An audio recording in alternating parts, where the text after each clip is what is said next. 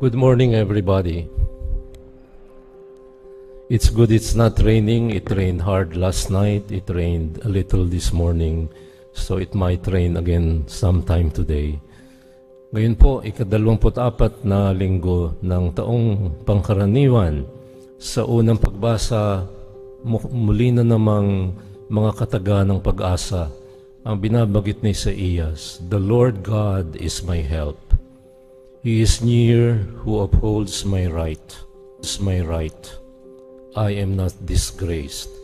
The Spaniards love this word, disgraciado. And that is what it is. I am not disgraced. In Tagalog, disgracia became an accident. But to be disgraciado means to be disgraced, to be far from the Lord, to be far from grace, to be far from every good thing imaginable. You are unfortunate, you are not blessed. And we have confidence through Isaiah who says, with the Lord who is near, who upholds my right, I am never disgraced. Nunca disgraciado, jamás. And then our response is a confirmation of that hopeful statement of Isaiah, I will walk before the Lord in the land of the living. And then in the second letter, in the second reading from the letter of James, we are reminded that faith and works are not an either-or affair. You're not supposed to choose between faith and works. You're not supposed to choose the splendor of the Roman Catholic liturgy and remain at Mass, and remain in the Latin Mass. I love Latin Masses, so I'm not taking pot shots against it. But I'm talking about that either-or mentality. It's either you are a faithful Catholic, understood as faithful to the liturgy, but you don't care about the politics. You don't care about the corruption in and out of government. You don't care about the floodings all over the country and the world. St. James tells us it's not either or, it's both and. Faith and works. And faith without works is dead. But works alone without faith is just social activism. And we are not called to be either. We're called to be both. We're called to worry about this country that is falling into the hands of organized criminal syndicates that are all foreign, northwest of us, otherwise known as POGOs, legalized by about 1/3 of the senators in the last administration. And now the reality is that it is far from being gracious. Nosotros somos disgraciados dahil dito sa mga pogos na ito. Faith and works, this is what James tells us. If you have faith, then you'll do things, the right things, and you will do them rightly. In the third reading from the Gospel of Mark, the Lord asks an important question. Ano ba sabi nila tungkol sa akin? Who do people say that I am? And of course, the disciples had a cognitive knowledge of who he was. Oh, they say you are John the Baptist. Some say you are Elijah or one of the prophets. But then the Lord wouldn't hear any of that learned answer. The Lord wants a personal response. But who you? I'm not talking about sila, ikaw. Who do you say that I am? And Peter, the spokesperson, the leader of the band, the primary brother among brothers, said, you are the Christ. Peter said the right thing. But then the Lord immediately sinansala siya, sinabi niya, huwag kang maingay, Pedro. Do not tell anyone. And then he began to tell a different story. A story far from the glory of the prophets and the dignity of John the Baptist. It was a story of pain. He will be made to suffer. He will be killed by the chief priests and the elders. At ano ang sagot ni Pedro? Nagmamagaling. Sinabi niya, wala namang ganyanan, Lord. Walang ganyanan. And the Lord told him, get behind me, Satan. You don't know what you're saying. And then he talked about more of the coming trials. And then trials that have to do not anymore with him, but with those who follow him, the works that St. James was talking about. If you want to follow me, then take up your cross, deny yourself, take up your cross, and then come and follow. Yan ang sinasaad ng tatlong pagbasa. Pero ano ang katatayuan natin sa ngayon at dito? Number one, we know this. We don't have to belabor the obvious, except the fanatics who remain fanatically kapituko sa kanilang maling mga naratiba at maling paniniwala. We are surrounded by uncertainty and fear. We don't know the outcome of the U.S. elections, and whether you like it or not, we will be affected. Whether it is Trump or Kamala Harris who wins, we will be affected. And I don't have to explain to you that will be political science or political culture. That is not my role as a preacher. But my role as a preacher is to give you the fusion of horizons, the horizon of God and the horizon of our sinful human condition. We are surrounded by uncertainty. If Trump wins, then Ukraine falls down, and then Russia retains the old Soviet Empire. And that is his role. He has never made any secret about it. And then it will be Poland's turn, and then it will be Moldova, and then Latvia, Estonia, Lithuania, and then the whole world will be affected by the new world order with Iran, with China, with North Korea, and with certain countries in the African continent. Wars are everywhere. We are witnessing the potential rise of a new world order. We witness the fanaticism in our own shores to strongmen leaders, the fanatical followership of the appointed Son of God. Kahit na alam natin ang pinagagawa niya, nothing can go wrong with the appointed Son of God. And I see friends of mine in Facebook who continue to fanatically support him and condemn our government for being too harsh, too rash, as far as he is concerned. And then yung mga ordinaryong pinatay dahilan sa number na dapat ay patayin ng mga pulis ng nakaraang mga taon. Walang hospital arrest, walang home arrest, house arrest. Ito, he had the temerity, the gall, the nerve to ask for hospital arrest. Fanaticism. We are divided on all fronts.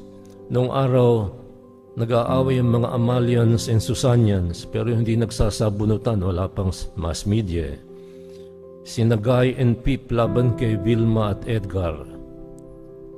Noong mga nakaraang mga taon, mga DDS at mga Dilawan. Ngayon na nag-aaway ang mga Chloe at Kaloy laban sa mga toxic parents na kinakailangang itakwil. At ang mga batang narito, mga apo ninyo, ay kampi kay Chloe. At ang mga thunders tulad ko, boomers, ay kampi kay Angge. Ang tawag nila si Angge. We are divided on all fronts. We are divided politically. We are divided even on the local front. Those who receive the PPPs. I know, I hear it from you. I hear it from our parishioners. There are those who don't receive the 4 Ps because they didn't vote for the right candidates. And there are those who are in the list, and you can be ticked off from that list, depending on who you voted for. We are a sinful people. You don't have to go too far. Look at me. It starts with me and you. We are divided by digital algorithms depending on what you love to see in YouTube. And when you begin seeing Russia today, then you will see everything pro-Russia. When you begin to see pro-DDS, then you begin to see everything pro-DDS. And when you subscribe to the yellows, the old yellows, then you will see everything yellow. And we hold on to our little hammers, and we hammer everybody who is against us. Ang problema natin, ang kalakaran ang naghahari. What is so nice about Batch 97 of PNPA? Itong Batch 97 ng PNPA, lahat sila may juicy positions. And they are all connected with somebody who won by a landslide in 2016. Organized criminal syndicates in cahoots with politicians. At yung isa napakasinungaling, hindi niya sinusuporta ng Pogo. Tingnan niyo ang recent history, siya ang isang sa mga bumoto sa Pogo. But we are taken for a ride by false narratives. This is the condition we are here in now. The church is hated for speaking the truth. There are still a few of you who think I'm politicizing. I never told you whom to vote for. I don't tell you partisan politics. But it is my job as a priest, as an educator, to talk about politics with a capital letter P, not politics with a small letter p. I don't condemn anyone, but I condemn the political culture of corruption. And that means that if you are hurt, then maybe you are one of them.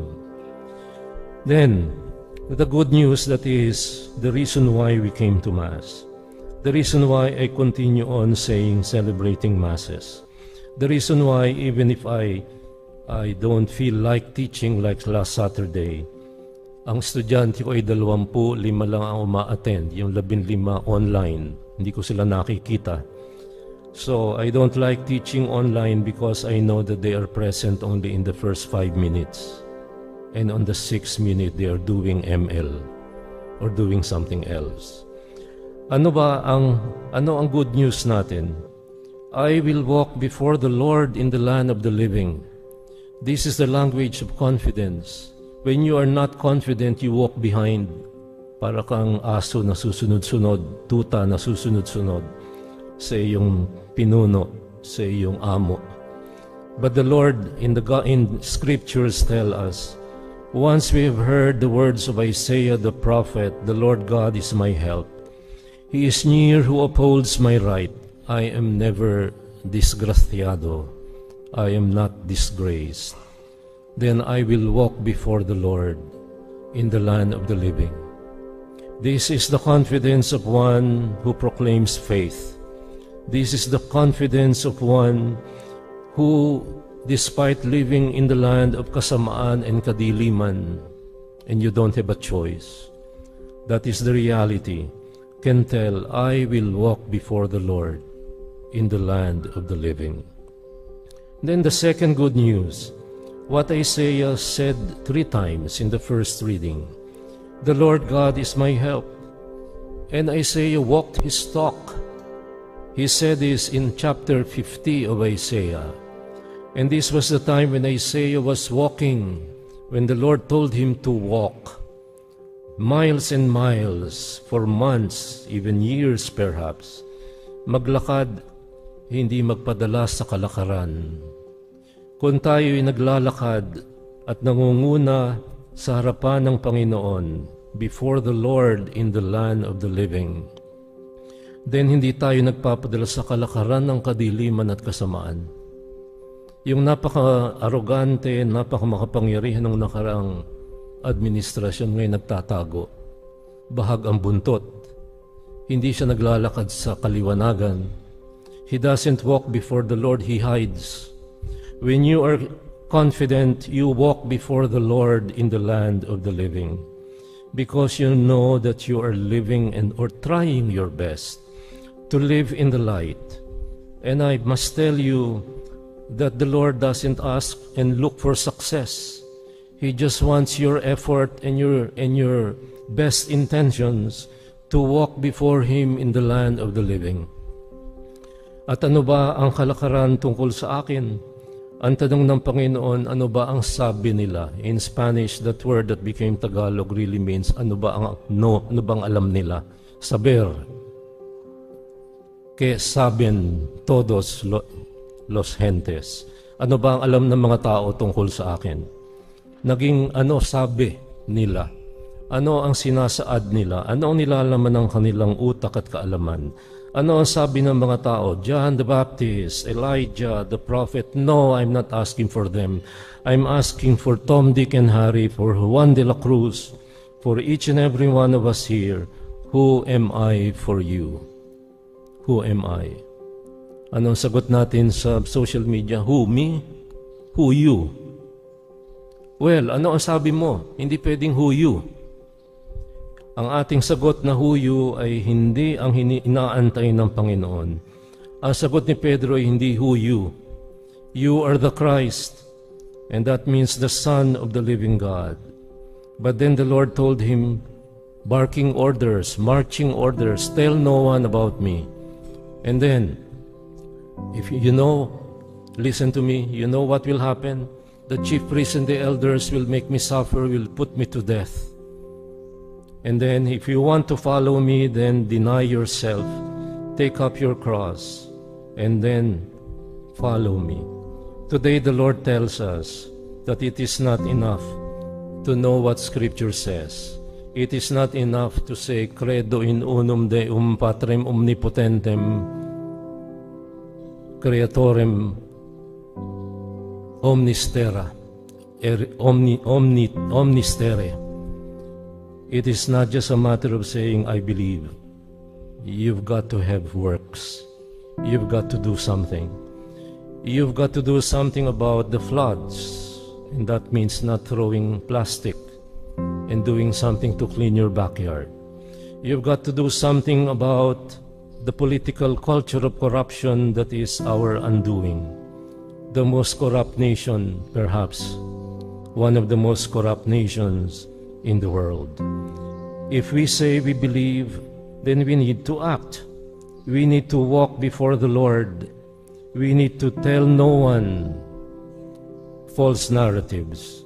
And we need to deny, take up His cross, and follow. Now that's a whole mouthful, and that's a lot to do. And we have to begin right here, right now.